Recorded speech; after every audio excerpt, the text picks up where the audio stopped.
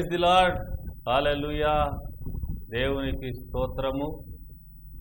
ప్రభువునందు ప్రియమైన దేవుని ప్రజలారా, మీకందరికి కూడా యేసు ప్రభు నామంలో శుభములు తెలియపరుస్తూ ఉన్నాను. దైవ జ్ఞానము ఆధ్యాత్మిక కార్యక్రమంలో అనేకమైన ఆత్మీయ సత్యాలు సందేశాల రూపంలో అందించబడి ఉన్నాయి. ఈ సందేశాలన్నీ కూడా యూట్యూబ్లో మీకు అందుబాటులో ఉంటూ ఉన్నాయి. దైవ జ్ఞానం పాల్ అని టైప్ చేసి సెర్చ్ చేసినట్లయితే మీకు ఆ వీడియోలన్నీ కూడా డిస్ప్లే అవుతాయి. మీరు వాటిని చూసి ఆ సందేశాలను విని మీరు ఆత్మీయమైనటువంటి మేలుల్ని, భౌతికమైన మేలుల్ని, ఆరోగ్యపరమైన మేలుల్ని అనుభవించాలని కోరుతూ ఉన్నాను. మరి గత సందేశంలో మత్తయి సువార్త 7వ అధ్యాయము 21 నుంచి 23 వచనాల్లో ఉన్నటువంటి సత్యాలని కొంతవరకు తెలియపరిచాను. ఈ రోజున మరికొంత వివరణ ఈ వాక్య భాగం మీద ఇవ్వాలని ఆశిస్తూ ఉన్నాను. మొదట వాక్య భాగం చదువుకుందాం. మత్తయి సువార్త 7వ అధ్యాయము 21 నుంచి 23 వరకు. ప్రభువా ప్రభువా అని నన్ను పిలుచు ప్రతివాడు పరలోక రాజ్యములో ప్రవేశింపడు గాని పరలోకమందున్న నా తండ్రి చిత్త ప్రకారం చేయువాడే ప్రవేశించును. ఆ దినమందు అనేకులు నన్ను చూచి, ప్రభువా ప్రభువా, మేము నీ నామమును ప్రవచింపలేదా? నీ నామముల దెయ్యములు వెళ్ళగొట్టలేదా? నీ నామమున అనేకమైన అద్భుతములు చేయలేదా అని చెప్పుదురు. అప్పుడు నేను మిమ్మును ఎన్నడను ఎరగను, అక్రమం చేయువార్లారా నా యొద్ద నుంచి పొండని వారితో చెప్పుదును. గమనించినట్లయితే ఈ వాక్య భాగంలోంచి కొంత వివరణను గత సందేశంలో అందించడం జరిగింది. మరి ఈ రోజున మరికొంత సత్యాన్ని సందేశం రూపంలో మీకు అందించాలని ఆశిస్తూ ఉన్నాను. ఇక్కడ అనేక మంది వ్యక్తులు ప్రభువు దగ్గరికి వచ్చి చెప్తూ ఉన్నటువంటి మాటలు మనం వింటున్నాం. వారందరూ కూడా ప్రభు దగ్గరికి వచ్చారు. ఎప్పుడు వచ్చారు అనగా ఆ దినమందు అంటాడు. అంటే ప్రభు యొక్క రాకడ సమయాన్ని ఉద్దేశించి ఆయన చెప్పినటువంటి మాట ఆ దినమందు. అనేకులు నన్ను చూచి 22వ వచనం, ప్రభువా ప్రభువా, మేము నీ నామమున ప్రవచింపలేదా? నీ నామమున దెయ్యములు వెళ్ళగొట్టలేదా? నీ నామమున అనేకమైన అద్భుతములు చేయలేదా అని చెప్పుదురు. వీరందరూ కూడా ప్రభువు నామమును ఉపయోగించిన వారు. ప్రభువు నామమును వాడుకొని అద్భుతాలు చేశారు, దయ్యాలు వెళ్ళగొట్టారు, ప్రవచనాలు చెప్పారు. అయితే వీరికి ప్రభువుకి సంబంధం లేదు. ఇక్కడ మనం ఆ మాటను చూసాము గత సందేశంలో. 23వ వచనంలో అప్పుడు నేను మిమ్మను ఎన్నడూ ఎరుగను అనే మాట, నేను మిమ్మను ఎన్నడూ ఎరుగను అనే మాట గమనిస్తే యేసు ప్రభువుకి వారికి ఎలాంటి సంబంధం లేదు. అయితే వారు ఎలా అద్భుతాలు చేశారు అని మనం గమనిస్తే గత సందేశంలో దాని వివరణ ఇచ్చాను. అపవాది యొక్క శక్తిని ఉపయోగించి వారు అద్భుతాలు జరిగించారు. అయితే ప్రభువు నామాన్ని వాడుకున్నారు.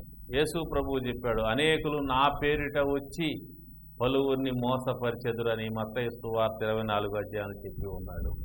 కాబట్టి ఆయన పేరిట వచ్చారు. అనేకులైన అబద్ధ ప్రవక్తలు వచ్చి పలువురిని మోసపరుస్తారన్నాడు.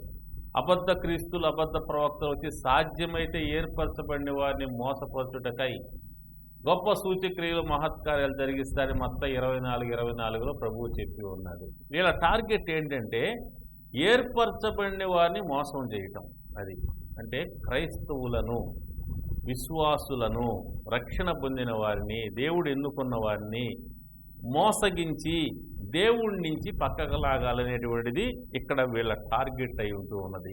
అందుకోసం వాళ్ళు ప్రభు నామాన్ని వాడుకున్నారు, యేసు ప్రభు నామాన్ని వాడుకున్నారు. పాత నిబంధనలు కూడా చూసాం. ఇర్మియా గ్రంథం 29వ అధ్యాయంలో ప్రభు అంటాడు, మీ మధ్య ఉన్న ప్రవక్తల చేత మీరు మోసపోవద్దు, నేను వారిని పంపలేదు, వారు నా నామములు అబద్ధ ప్రవచనాలు చెబుతున్నారని ఇర్మియా గ్రంథం 29వ అధ్యాయంలో మరి గతంలో చెప్పడం జరిగింది. కాబట్టి ఈ విధంగా దేవునికి సంబంధం లేకపోయినా, నేను వారిని పంపలేదని దేవుడు చెప్పినా కూడా ఆయన పేరిట వచ్చామని చెబుతూ ప్రవచనాలు చెబుతూ అద్భుతాలు చేస్తూ స్వస్థతలు చేస్తూ రకరకాల కార్యాలు చేస్తూ ఏర్పరచబడిన వారిని మోసం చేసి పక్కకు లాగాలి, దేవుడి నుంచి సపరేట్ చేసి నరకాన్ని తీసుకుపోవాలనేటువంటిది వీళ్ళ టార్గెట్ అయి ఉంటూ ఉన్నది.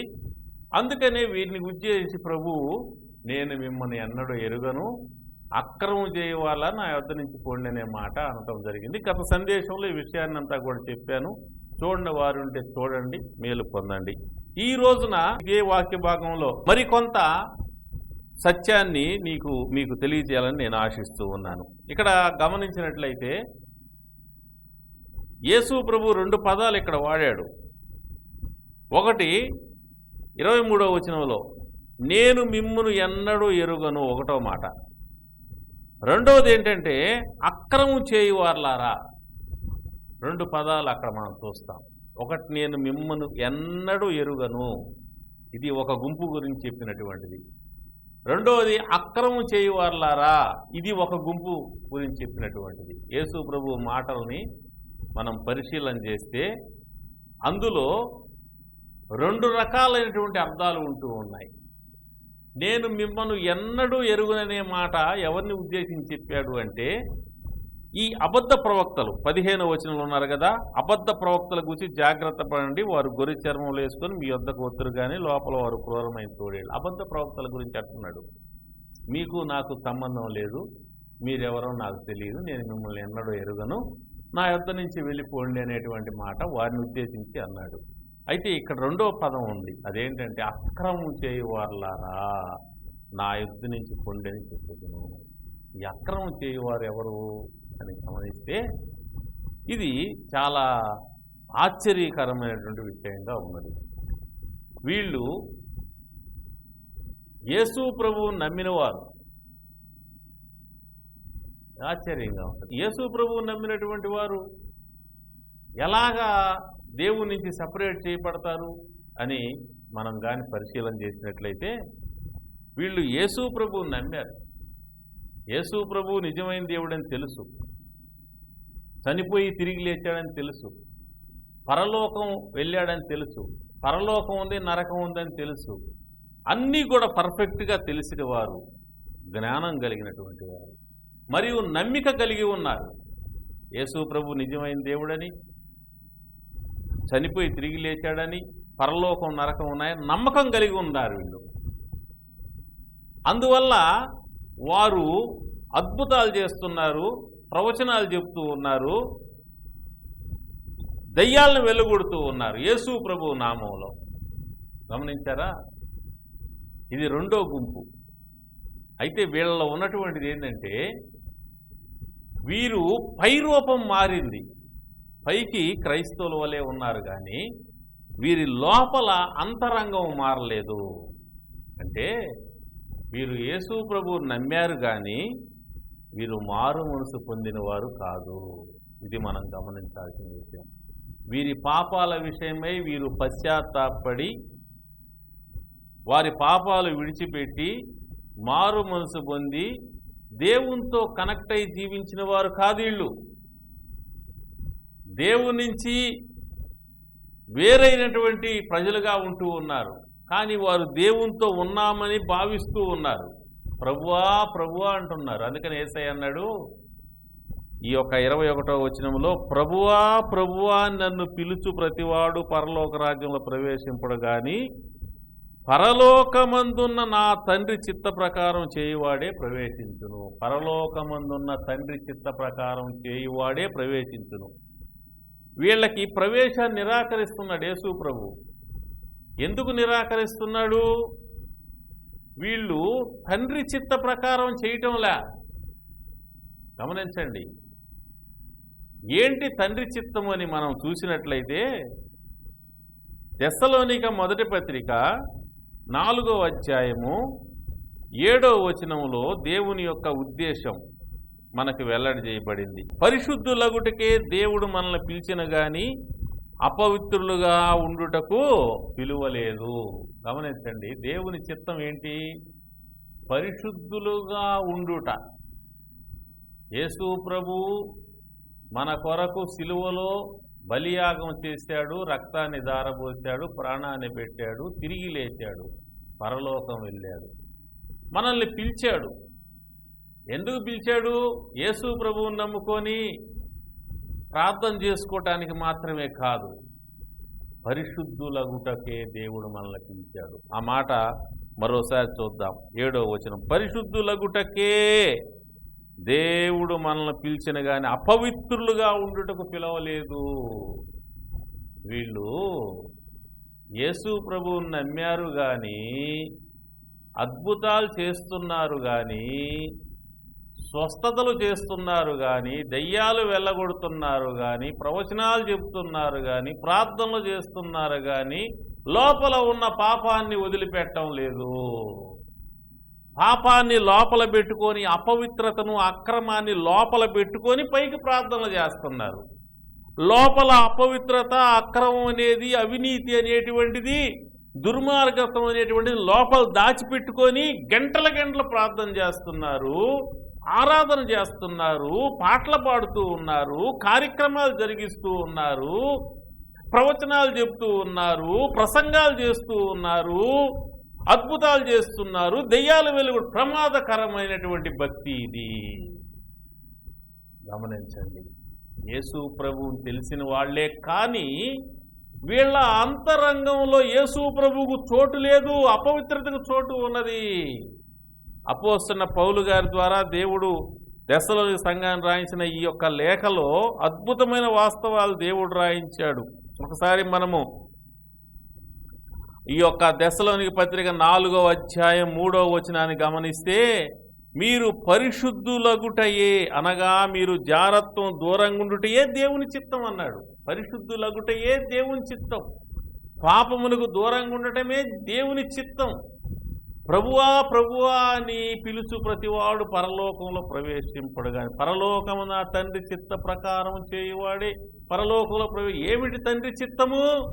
యేసయ్యను నమ్మిన వారు వారి పాపముల విషయమై వారు పశ్చాత్తాపడాలి, పాపములు ఒప్పుకొని విడిచిపెట్టి కడగబడి పరిశుద్ధపరచబడి పరిశుద్ధ జీవితాన్ని ఆరంభించాలి. అదే దేవుని చిత్తం, అది దేవుని చిత్తం. అయితే ఇక్కడ అద్భుతాలు చేసేవాళ్ళు, స్వస్థతలు చేసేవాళ్ళు, దయ్యాలు వెళ్ళగొట్టేవాళ్ళు, ప్రవచించే గుంపు ఉన్నది, పెద్ద గుంపు.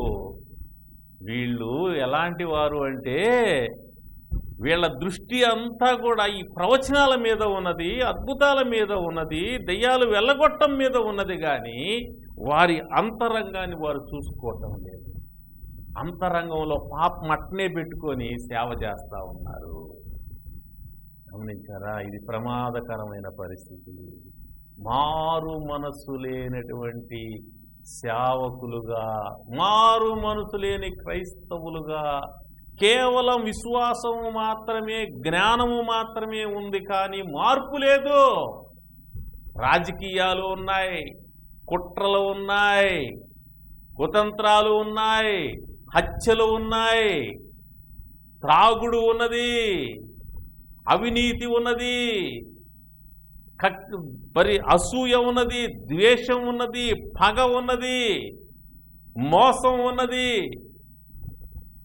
ఇతరులకు తీసుకొని ఎగవేసేటువంటి లక్షణాలు ఉన్నాయి, ఇతరుల సొమ్మును దొంగిలించి ఇంట్లో దాచిపెట్టుకునేది ఉన్నది, అవినీతితో సంపాదించుకొని ఇళ్ళు కట్టుకొని స్థలాలు కొని పొలాలు కొని ప్రభువా ప్రభువా అని పిలిచేటువంటి వారు ఉన్నారు. ఏమండి, అలాంటి భక్తి వల్ల ఏమన్నా ప్రయోజనం ఉంటుందా?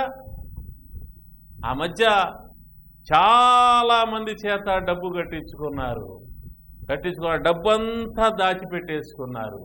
స్థలం కొన్నారు, పొలం కొన్నారు, ఇల్లు కట్టారు, చర్చీలు కట్టారు.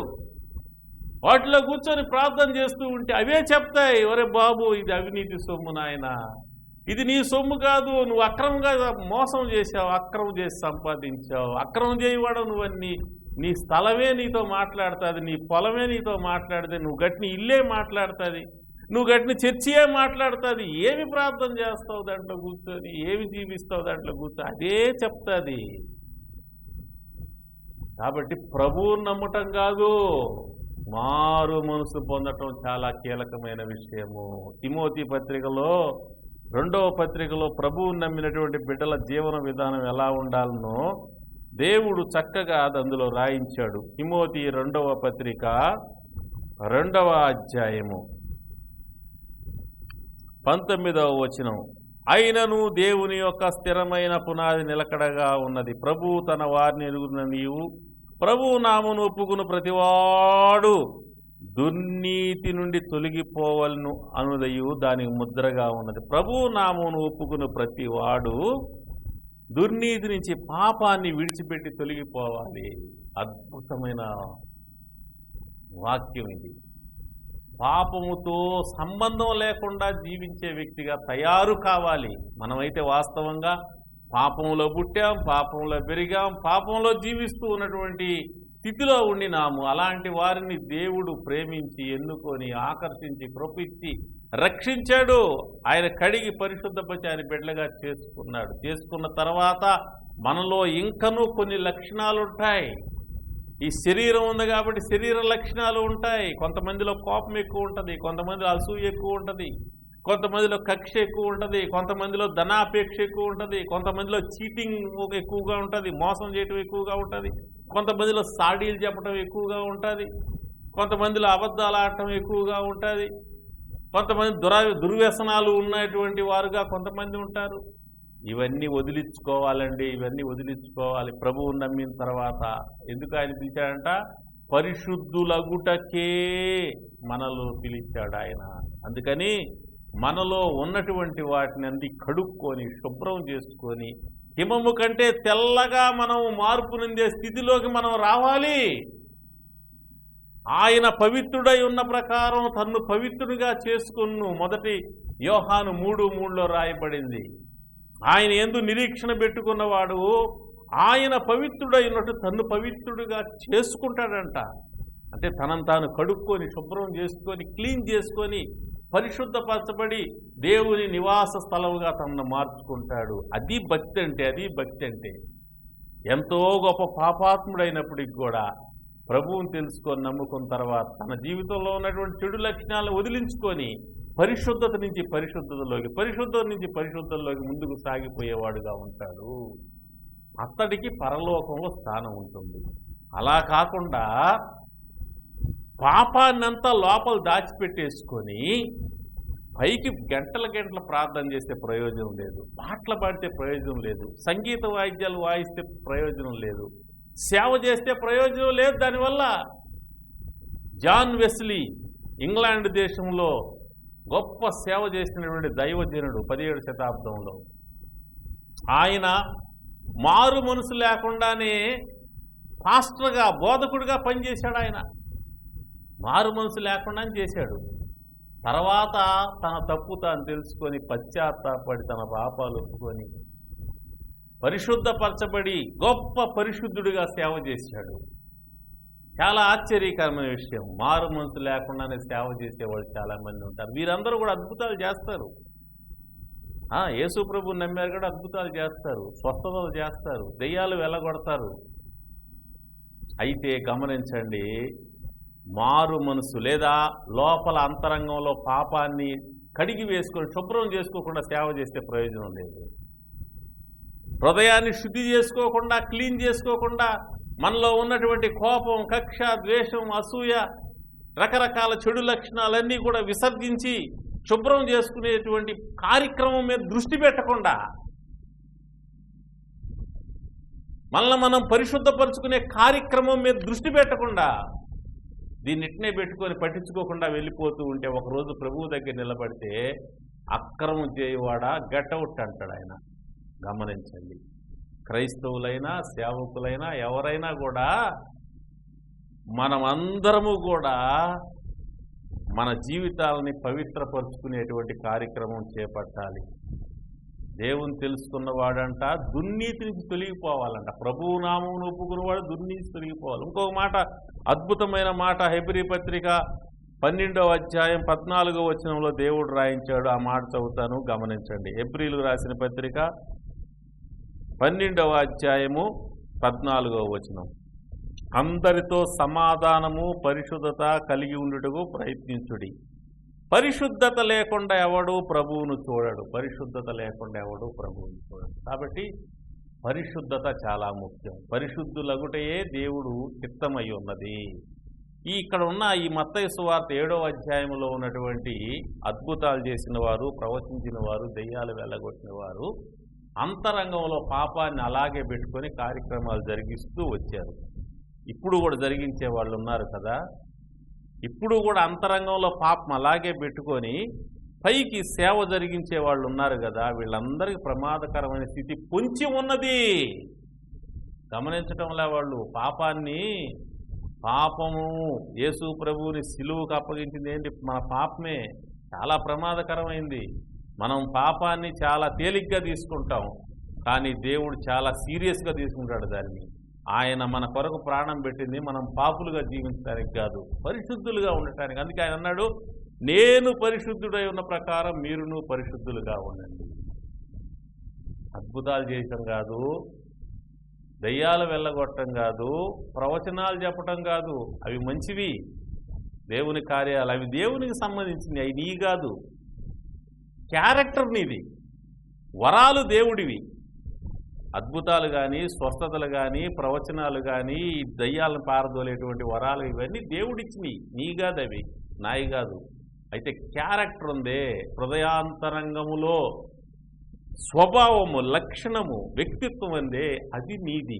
దాన్ని నువ్వు జాగ్రత్తగా కాపాడుకోవాలా. నీ హృదయాల్లో ఉన్నటువంటి అపవిత్రత ఏమైతే ఉందో ఇంకా దాన్ని అంతా తీసివేసుకోవాలి. అద్భుతమైన మాట దేవుని వాక్యంలో గలతీ పత్రికలో దేవుడు పౌలు గారి ద్వారా రాయించినటువంటి మాట నేను చదువుతాను, గమనించండి. 5వ అధ్యాయము 19 నుంచి 21 వచనాలు. శరీర కార్యములు స్పష్టమై ఉన్నవి. అవేవనగా జారత్వము, అపవిత్రత, కాముకత్వము, విగ్రహారాధన, అవిచారము, ద్వేషము, కలహము, మత్సరములు, క్రోధములు, కక్షలు, భేదములు, విమతములు, అసూయలు, మత్తతలు, అల్లరితో కూడిన ఆటపాటలు మొదలైనవి. వీటిని గూర్చి నేను మునుపు చెప్పిన ప్రకారం ఇట్టి వాటిని చేయువారు దేవుని రాజ్యం స్వతంత్రించు కొనరు అని మీతో స్పష్టంగా చెబుతున్నాను. ఇట్టి వాటిని చేయువారు దేవుని రాజ్యాన్ని స్వతంత్రించు వారు, విశ్వాసులైనప్పటికీ వారు సేవకులైనప్పటికీ. గమనించండి. అందుకని యేసయ్య సేవకులు అన్నారు, అక్రమం చేయవారులారా, నా తండ్రి చిత్తం నెరవేర్చని వారులారా, పాపాన్ని లోపలే దాచిపెట్టుకొని ప్రవచనాలు చెప్పినటువంటి వారులారా, ప్రార్థనలు చేసిన వారులారా, పాటలు పాడిన వారులారా, మ్యూజిక్ ప్లే చేసినటువంటి వారులారా, ప్రసంగాలు చేసినటువంటి వారులారా, రకరకాల కార్యాలు, దైవ కార్యక్రమాలు, మీటింగ్స్ అన్నిటి కూడా ఏర్పాటు చేసినటువంటి వారులారా, మీ పాపమును మీరు దాచిపెట్టుకొని పాపంలోనే జీవిస్తూ నా కార్యక్రమాలు మీరు జరిగించారు. అయితే మీరు నా తండ్రి చిత్తం జరిగించలేదు కాబట్టి, మీ చిత్త ప్రకారం మీరు జరిగించుకున్నారు కాబట్టి మీకు నాకు సంబంధం లేదు. అక్రమం చేయవారు నా యొద్ద నుంచి వెళ్ళిపోండి అనే మాట ప్రభు అంటున్నారు. కాబట్టి ఈ వాక్యం వింటూ ఉండగా ప్రతి ఒక్కరూ మనల్ని మనం పరీక్షించుకోవాలి, పరిశీలించుకోవాలి. యోధా ఇస్కరియోతు యేసు ప్రభుతోటి 3.5 సంవత్సరాలు ఆయన కూడా అద్భుతాలు చేశాడు, ఆయన స్వస్థతలు చేశాడు, ఆయన దెయ్యాలు వెళ్ళగొట్టాడు. కానీ లోపల పాపం ఉంది. యోధా ఇస్కరియోతుకి పాపం ఉంది. లోపల పాపాన్ని తీసివేసుకోవాలా. చివరికి తాను యేసు ప్రభువుని అప్పగించిన తర్వాత తాను బాధపడి వెళ్ళి దేవుని పాదాలు పట్టుకోవాలా. బాధపడి వెళ్ళి ఆత్మహత్య చేసుకుని చచ్చిపోయాడు. గమనించారా? బాధపడిన వాడు ప్రభువు పాదాలు పట్టుకోవాలా. దేవా పాపినై నన్ను కనికరించు అని ఆయన పాదాలు పట్టుకొని క్షమాపణ కోరుకుంటే అది దేవుని చిత్తం. అయ్యో నేను ఇన్ని పాపాలు చేశాను, నేను బ్రతకటానికి తగనని పోయి ఉరిపెట్టుకొని చేస్తే అది సైతాన్ చిత్తం లేదా సొంత చిత్తం. కాబట్టి పేతురుని గమనిస్తే పేతురు పాపం చేశాడు, నేను ఎరగను యేసు ప్రభువుని అన్నాడు. కానీ తర్వాత పశ్చాత్తాపడ్డాడు, దేవునితో కనెక్ట్ అయ్యాడు, గొప్పగా దేవుడు వాడుకున్నాడు. యోధా ఇస్కరియోతు పేతురుతోటే ఉన్నటువంటి వాడు, యేసు ప్రభువుతో ఉన్నవాడు, కానీ పశ్చాత్తాపడ్డాడు, కానీ దేవుని దగ్గర రాలా, దేవునితో కనెక్ట్ కాల. అందుకని దేవునికి దూరం అయిపోయినాడు. దేమా అనేటువంటి వ్యక్తి పౌలుతోటి ఉన్నాడు. తిమోతి 2వ పత్రిక 4వ అధ్యాయంలో అతని గురించి రాయబడింది. దేమా ఇహలోకమును స్నేహించి నన్ను విడిచి దెసలోనికి వెళ్ళిన. దెసలోనిక సిటీలో అద్భుతమైన భోగభాగ్యాలు, వైభవాలు ఉంటూ ఉన్నాయి. వాటిని ప్రేమించి కొంతకాలం దేవునితో ఉన్నాడు, తర్వాత వెళ్ళిపోయి వాటిలో కలిసిపోయాడు. ఇలాంటి వారందరూ అద్భుతాలు చేసిన వాళ్ళే, స్వస్థతలు చేసిన వాళ్ళే, దెయ్యాలు వెళ్ళగొట్టిన వాళ్లే. కానీ దేవునితో కనెక్షన్ లేని హేతువు చేత వారు దేవుని నుంచి దూరం చేయబడ్డారు. ఈరోజు వాక్యం వినేటువంటి వారు ఒకసారి ఆలోచన చేయండి. ప్రభువుని తెలుసుకున్నారు, ప్రభువుని నమ్ముకున్నారు, ప్రభువుని ప్రార్థన చేస్తున్నారు, ఇంకా పాటలు పాడుతున్నారు, ఇంకా సంగీత వాయిద్యాలు ఆడుతున్నారు, ఇంకా సాక్ష్యం చెప్తున్నారు, ఇంకా సువార్త చెప్తున్నారు, ఇంకా రకరకాల దైవ కార్యక్రమాల్లో పాల్గొంటున్నారు. మంచిది, దేవుడికి స్తోత్రం. అయితే అంతరంగంలో ఇంకా ఎన్ని పాపాలు ఉన్నాయి ఒకసారి ఆలోచించేద్దాం. మనలో ఇంకా ఏ పాపాలు దాగి ఉన్నాయి చూసుకొని మనల్ని మనం పరీక్షించుకొని మనల్ని మనం పరిశీలించుకొని ఎవరి పాపాలు వారు తీసివేసుకొని మనల్ని శుభ్రం చేసుకొని హిమము కంటే తెల్లగా ఉండే విధంగా మన అంతరంగాన్ని కడుక్కొని దేవుని పరిశుద్ధాత్మ దేవుని మహిమకు మన అంతరంగం నివాసంగా ఉండే విధంగా మార్చుకొని దేవుని కార్యాలు జరిగిద్దాం, ప్రార్థనలు చేద్దాం, పాటలు పాడదాం, ఆరాధన చేద్దాం. ప్రవచనాలు, దర్శనాలు, స్వస్థతలు, అద్భుతాలు, భాషలు ఏవైనా సరే పాపము నీలో ఉండకూడదు. పాపం నీలో ఉండకూడదు. పాపం దాచిపెట్టుకుని నాకు అభిషేకం ఉందని చెబితే కరెక్ట్ కాదు. మోసం చేసుకుంటున్నావు. మన జీవితాల్లో పాపం లేకుండా ఆయన వెలుగులో ఉన్న ప్రకారము మనమును వెలుగులో నడవాలి. యోహాను మొదటి పత్రిక 1:7 ఉంది. ఆయన వెలుగులో ఉన్న ప్రకారం మనం వెలుగులో నడవాలి. ఆయన పవిత్రుడై ఉన్న ప్రకారము మనం పవిత్రులుగా ఉండాలి. మొదటి యోహాను 3:3 ఉన్నది. కాబట్టి మన జీవితాలని మనం పరీక్షించుకొని మనలో ఇంకా మిగిలి ఉన్న తప్పులు, పాపాలు, దోషాలన్నీ తీసివేసుకొని మనల్ని కడుక్కొని శుభ్రం చేసుకొని దేవుని ఆత్మకు నివాస స్థలముగా మన అంతరంగాన్ని సిద్ధపరచుకుందాం. అలాగే దేవుడు రాబోతూ ఉన్నాడు కాబట్టి ఆయన రాకడ కొరకు మనల్ని మనం సిద్ధపరచుకొని ఇక మిగిలిన జీవితం దేవునికి సమర్పించుకొని డెడికేట్ చేసుకొని ప్రభువా ఇక మీదట నీ వాక్య ప్రకారం నీ చిత్త ప్రకారం జీవిస్తాను, నా ఇష్ట ప్రకారం కాదు, నాకు సహాయం చేసి పాపాలు క్షమించు, నీ రక్తం నన్ను కడిగి పరిశుద్ధపరచు, నీ త్రోవలో నన్ను ఇది మొదలుకొని నడిపించని ప్రతి ఒక్కరు వారి జీవితాలు డెడికేట్ చేసుకోండి. ప్రపంచం అనేది ముగింపుకు వచ్చిన పరిస్థితుల్లో, యుగాంతం సమీపించిన పరిస్థితుల్లో ఎక్కడ పెట్టిన అల్లకల్లోల పరిస్థితులు మనం చూస్తున్నాం. ఇలాంటి పరిస్థితుల్లో ఈ క్షణంలో వెళ్ళిపోతారో మరు క్షణంలో వెళ్ళిపోతారో తెలియని పరిస్థితుల్లో మనుషులు జీవిస్తూ ఉన్నారు. కూర్చున్నోళ్ళు కూర్చున్నట్టు, నిలబడినోళ్ళు నిలబడి, పడుకున్నాడు పడుకుంటూ, నడుస్తున్నట్టు రకరకాలుగా వెళ్ళిపోతున్నారు. అయితే దేవుడు నీ యందు దయ ఉంచి నీకు గొప్ప అవకాశం ఇచ్చాడు. నీ పాపాలు ఒప్పుకోవటానికి, మారు మనసు పొందటానికి నీకు సమయం ఇచ్చాడు, అవకాశం ఇచ్చాడు. ఇప్పుడైనా నీ పాపాలన్నీ దేవుడి దగ్గర ఒప్పుకొని క్షమాపణ కోరుకొని ఆయన రక్తంలో కడగమని వేడుకొని ఇక మిగిలిన జీవితం దేవునితో అనుబంధం కలిగి ప్రార్థన చేస్తూ ఆయన్ని ఆరాధన చేస్తూ ఆయన యొక్క చిత్తాన్ని నెరవేరుస్తూ మరలా పొరపాట్లు లేకుండా జాగ్రత్త కలిగి జీవిస్తూ ఒకవేళ పొరపాట్లు ఎక్కడన్నా పడితే తిరిగి లేచి కడుక్కొని శుభ్రం చేసుకొని ముందుకు వెళ్ళే వాళ్ళని ఉండాలి. గొర్రెపిల్ల దారిని వెళ్తూ ఉన్నప్పుడు బురదగుంట మీదగా పోతున్నప్పుడు దారి బురదగుంటలో పడుతుంది. అయితే బురదగుంటలో ఉండదు, అది లేచి బురద దిలించుకొని తన దారిని తను పోవచ్చు. అలాగా క్రైస్తవుడు లేదా విశ్వాసి భక్తుడు ఈ లోకయాత్రలో వెళ్తున్నప్పుడు ఒక్కోసారి బురదగుంట వంటి పాపంలో పడే అవకాశం ఉంది. పడినప్పుడు దాంట్లోనే ఉండకూడదు, లేచి బురద దిలుచుకొని కడుక్కొని శుభ్రం చేసుకొని ముందుకు వెళ్ళిపోవాలా. క్రీస్తు రాజ్యం వైపు, పరలోక రాజ్యం వైపు అడుగులు వేయాలి. పాపంలోనే ఉండకూడదు. పాపంలో ఉన్నవారు దేవుని సెపరేట్ చేయబడతారు. దాంట్లో మొహమాటం ఏమీ ఉండదు. అక్రమం చేయి వాళ్ళ నా యొద్ద నుంచి పోండి అని చెప్పి దేవుడు వారిని నెట్టివేసిన పరిస్థితి ఉన్నది. ఎంతో ప్రేమ కలిగిన దేవుడు, దయ కలిగిన దేవుడు, కరుణ కలిగిన దేవుడు అవకాశాలు ఇస్తున్నాడు, సమయం ఇస్తున్నాడు, మాట్లాడుతూ ఉన్నాడు. ఇంకా పాపం దాచిపెట్టుకొని ఇంకా రౌడీయిజం, గుండాయిజం, ఇంకా అవినీతి, ఇంకా మోసం, వాడి స్థలం లాక్కొని ఈడి స్థలం లాక్కొని, వాడి పొలం లాక్కొని ఈడి పొలం లాక్కొని లంచాలు తీసుకొని రకరకాల దుర్మార్గ కార్యాలు జరిగిస్తూ దౌర్జన్యాలు జరిగిస్తూ ప్రభువా ప్రభు అంటే ఎలా పరలోకం పోతావు? ఎలా పరలోకం పోతావు? నీ పాపము నిన్ను కొట్టుకుంటుంది. నీ పాపము నిన్ను గురించి సాక్ష్యం ఇస్తుంది.